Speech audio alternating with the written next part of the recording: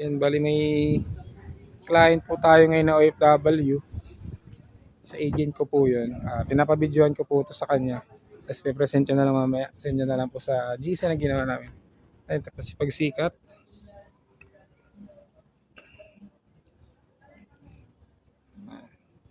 And ganito na po ang bagong Pagsikat natin. Pero still no down payment pa rin tayo. No equity. Tiles. Yan, naka first coating na po. Imagine mo, wala kang babayarang down payment. Tapos ang bahay na turnover sa'yo is semi-complete na po. Ito yung ating sink or lababo. Toilet and bath, syempre. Kasama na po yung mga accessories. Shower head, tapos lavatory. Space po natin sa likod or pinaka-service area. Yan lang po. Yung nakasemento. Yan.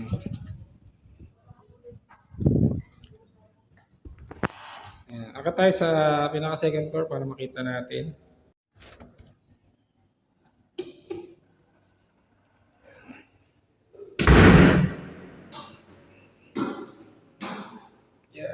Yan, sa flooring naman po ng second floor natin is nakabinil na. Siyempre, naka-sliding window na po tayo upon turnover.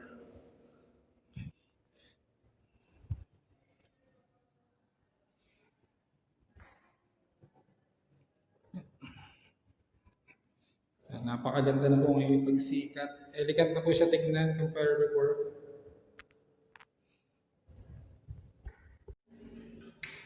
And sa mga gusto po mag-inquire or may katanungan po about po dito kay Pagsikat, please located po sa Barangay Labak, Luzon, Cavite.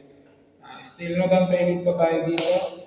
10,000 lang po ang ating processing fee. Include na po sa 10,000 po is processing sa Meralco at sa tubig. Estimated monthly po natin dito is nasa 7.5 to 7.8. Kung corner naman po, depende po sa kat ng lote.